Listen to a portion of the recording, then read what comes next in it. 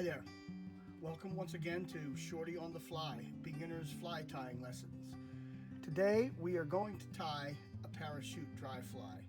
And in my opinion, if you're going to devote your time to learning how to tie one really good dry fly pattern, the parachute would be it. We got a couple of things going for it here. First of all, it's not difficult to tie. Second, it lands on the water the same way pretty much every time. It always lands upright because of the way it's constructed, and it can be easily adapted to suit any mayfly hatch that you may encounter simply by changing the size of the hook and the color and shade of the body materials, and you can imitate pretty much anything you want. Now, if you were with me before, in our last lesson we tied something called a Vis-A-Dun, and if you did that, you'll notice that this is exactly the same except for two things.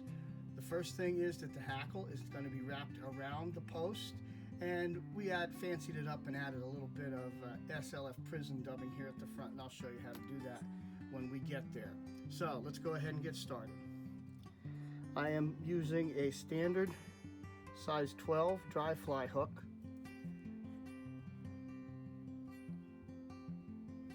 In the vise, and I'll be using gray 6/0 Danville thread.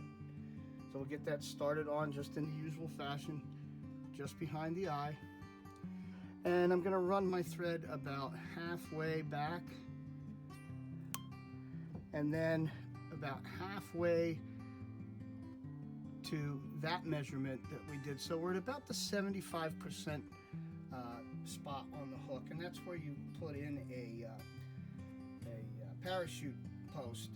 For wings on a Catskill style dry fly, they're set a little bit further toward the hook bend, but for our purposes here, we're going to tie this on a little bit further front. Now, in the previous video, I showed you how to measure in order to form your wing post. We're not going to do that this time. We're actually going to have this be a little bit longer than before, and I'll talk more about that when the time comes.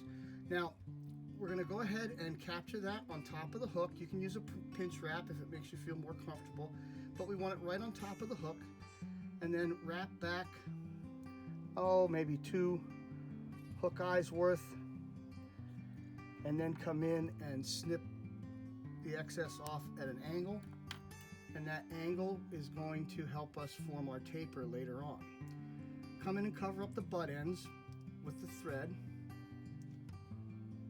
and then we're going to run our thread back up to just in front of the post and lift the post up, and now we're going to take wraps back up against it just like we did on the Vis-A-Dun at a 45-degree angle in order to stand that post up. Okay, we want to make sure that's standing straight up in the air. Now, the reason I left that post long is because at this point I have one that's not going to cooperate. Let's get that out of there now before he causes problems. At this point, I am going to start to make thread wraps around that post, and you notice as I come around it, I grab it just to keep it from flipping around as I wrap. Now, these wraps are touching wraps up the post, and this is going to give us a nice landing spot for our hackle. I know that in the past this is not the way that everybody does it, but this is my way, and I found it works well for me to do it this way. There are all kinds of different ways to tie a parachute, probably as many ways as there are fly tires, but I've combined a bunch of different techniques here into my own, and this works well for me. Once I get about 2 hook eyes up, I'm going to start wrapping back down, once again with touching turns all the way down to the base, and then leave the thread hanging there. Now, that wing is too long, but we were using that to help us hang on to it. At this point, pull it back almost a little past the hook bend is where we're going to snip it off. Oh, I almost screwed that up for you. Okay, just stand that right back up, and there's our post. Now, to give this a little bit more, got another uncooperative one there. just trimming right out. To give this a little bit more stability and a good place to land our hackle, I'm going to come in and hit it with the super glue. And by the time we get done with the work from the back up to the front of the hook, that super glue will be dry. So now we're going to run our thread back to right before the bend, and I'm using hackle once again from one of the large feathers at the top of the neck, and we're going to pull some of those off.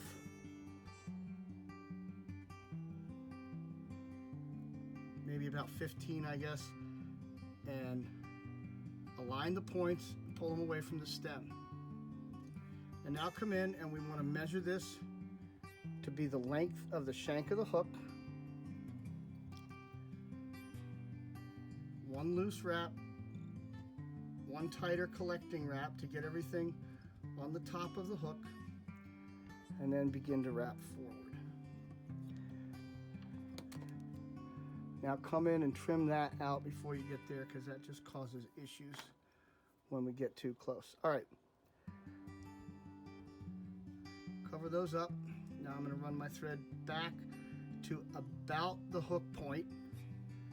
And we're going to leave that there because we need this little bit of extra thread to help run us back to where the beginning of our body is going to be.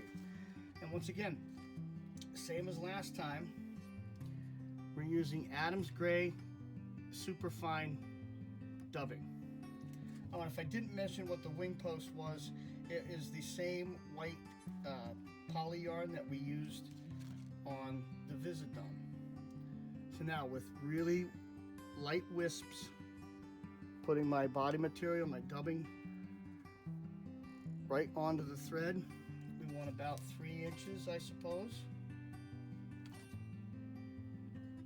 Nice and sparse. You don't want that dubbing too heavy on your thread.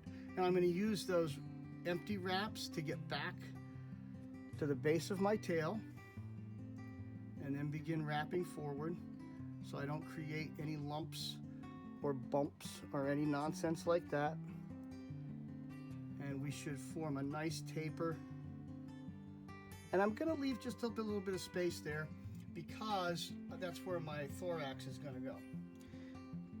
I've selected a feather. This is off of a smoky, rusty barred dun, I guess you would call it. And it's the appropriate size, size 12 for the hook. And we want to get rid of this webby stuff at the bottom. I usually just grab and pull it. What you're looking for is this sweet spot where we have these nice stiff fibers. That's going to help us stand or help us float our fly. Now, get yourself a place to work.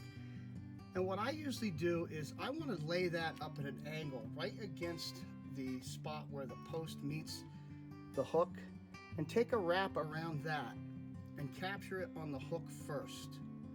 Okay, so now it's on the hook, we're in good shape, and now I have laid the hackle so that the dull side is facing the post. And the reason I'm going to do that will become clear in just a minute. Then start taking wraps up the post, making sure that the dull side is up, the shiny side is out.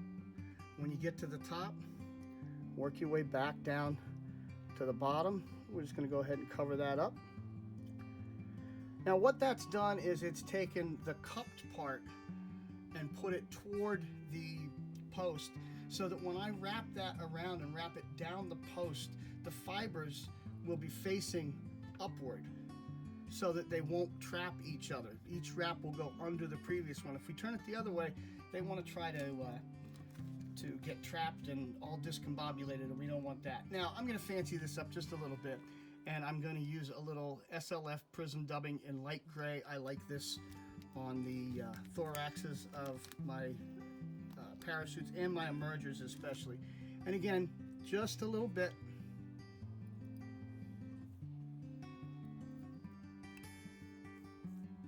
Just enough to form a nice little thorax. Okay. And I'm going to take a couple of wraps in front and then a couple of wraps in back, cover up that bare space. And now I'm going to take my thread and leave it hanging off the front of the hook toward me. And the reason for doing that will become obvious in a minute as well. Now get a hold of your hackle and start making wraps right at the top, around the post, each one under the previous, until you get to the base. Now at this point the thread is toward me, so it makes it very simple for me to wrap that around a couple of times without trapping any hackle. And now I'm going to come in and trim that away. Now you get all kinds of arguments about how to finish this off. Some finish it at the eye here. There's other guys that just wrap a little super glue around it and wrap the thread and let it hang. I whip finish it on the post. So we're going to come in and get our whip finisher just the way we normally would, and instead of going around the hook eye, I'm just going to tilt that, keeping pressure on it, and wrap it right around the base of the post. It's not too bad. You just got to practice till you get the hang of it. And I usually go 2 on that just to make sure.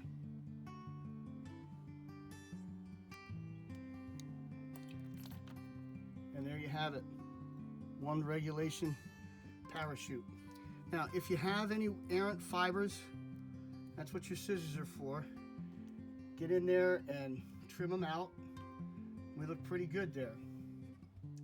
Okay, and you can see the underside, what a great profile that looks to the fish. It sits low in the water. It's a real fish catcher. You can tie it, as I said, in any configuration that you want, in any size that you want. And it's my favorite dry fly pattern, except when I tie it on a clink hammer hook and make an emerger, and that'll be the subject of a future video. So stay tuned. I bid you peace.